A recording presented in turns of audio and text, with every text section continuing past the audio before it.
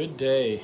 Well, we are going to be having a chat today about uh, taking a good look at yourself. And many times we look at other people quite easily, and we have a much more difficult time looking at ourselves and the plethora of problems that we bring to the table. And a quick side note, sometimes people think that I'm making a video about them because I am a pastor and hear a lot of different stories throughout the week and a lot of different things that happen. And usually if I'm talking with somebody and I decide that I'm going to do a video on the topic that I'm talking with them about, a lot of the time I will give them a warning. I'll say, hey, this looks like a great opportunity to share a good point that has come up because of the situation that you're in. Just want to let you know, I'll probably make a video about this, and they're generally all right because I'm not specific about who they are, and the situation is usually quite private. But I'm not talking about those people. I'm talking about the other people who think that I am making a video all about them.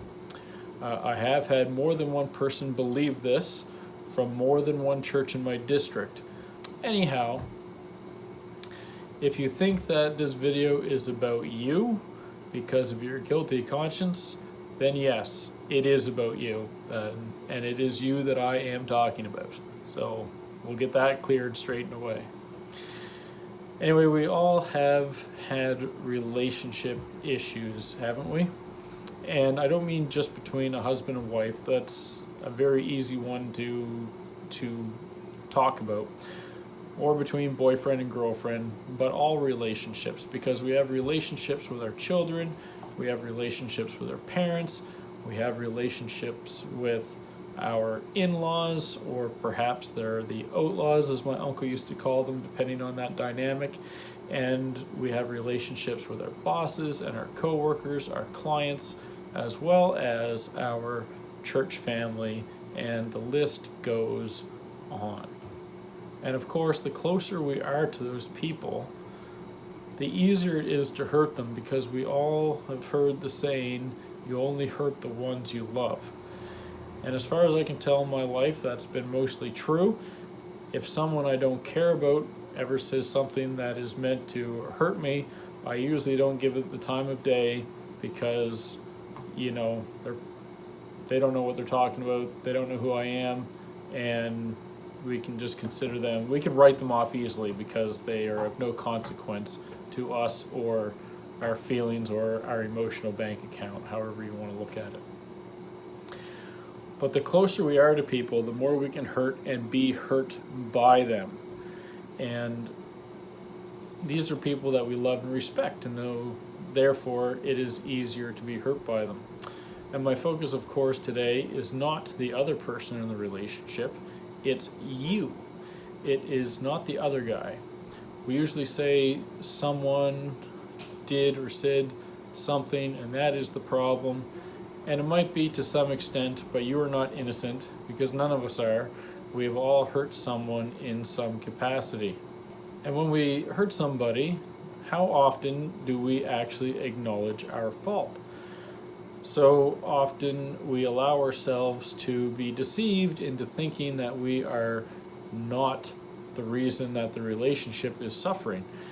We like to think it is someone else's fault, and of course it's all their fault, isn't it? Is it really though? Have you looked at yourself in the mirror lately? Can you look at yourself? Can you look yourself in the eye and think that you are innocent in all of these relational violations? And just to give you a little test on how innocent you may be in all this, have you ever overreacted when someone said something you didn't like?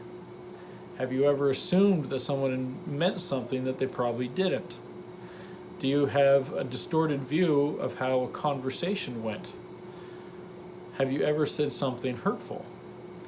If someone brings up a character defect that you have, do you acknowledge it and try to make it better?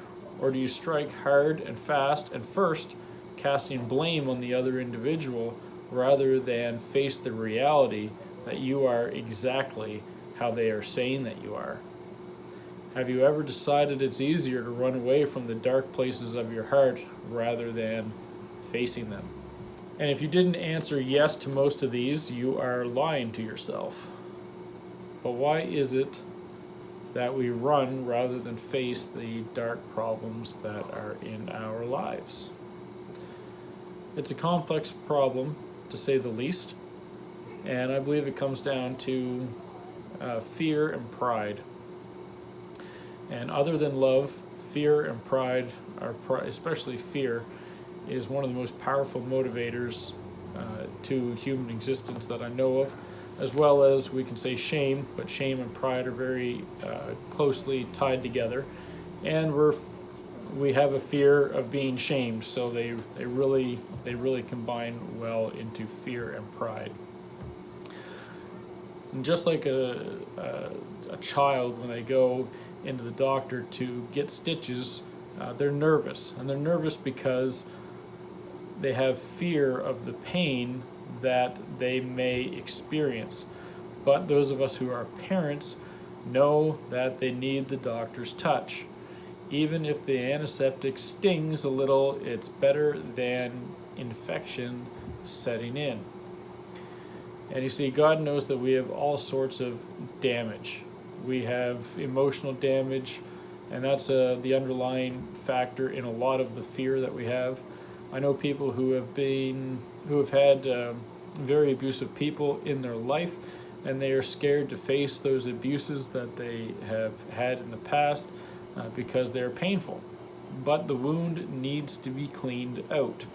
We need the healing touch that the doctor brings. And if they don't allow the wounds to be cleaned out, they get infected. And we all know that infection is, it's not good.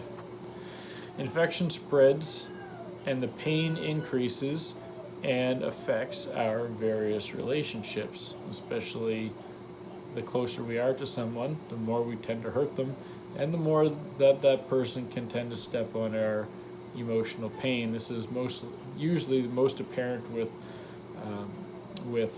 husband and wives, because we live together and we step on each other's emotional pain all the time, and it causes a problem. So we have fear. We have that fear of facing that pain that we have. The other thing that it comes down to, other than fear, is pride. And how often do we know that we are in the wrong, yet we refuse to admit it and to apologize because of the pride that we have? Or how often do we say, I'm not going to say sorry until they do? How often do we try to say they are the problem? If they did or didn't do this or that, everything would be fine. I'm sure there's an ounce of truth to that. I'm sure someone has caused you some legitimate damage, but I'm also willing to bet that you have not only been the victim, but have also been the perpetrator. And there's plenty of blame that you need to own in the relationship, because you have caused breaches in relationships with other people. Jesus tells us to be humble. He tells us to confess our sins to one another, not spread them far and wide, but if you've hurt someone, confess that you've hurt someone and seek to restore that relationship. He tells us to seek out the healing and restoration of relationships to make it right. So your homework is to look yourself in the eye, acknowledge your part in any damage caused to a relationship, seek the healing of that relationship, even if you're not the one to be at fault. Forgive one another and swallow your pride. Because Jesus says, if you know someone has a fault, has fault with you, make it right. And if you have a problem with someone, go to them and try to make it right. The onus is on you to make it right with the other person. So, please, please do that. And once again, save your friendly neighborhood pastor a world of headache. Anyhow, that's all I've got for you this week. Hope you guys have yourselves a wonderful day.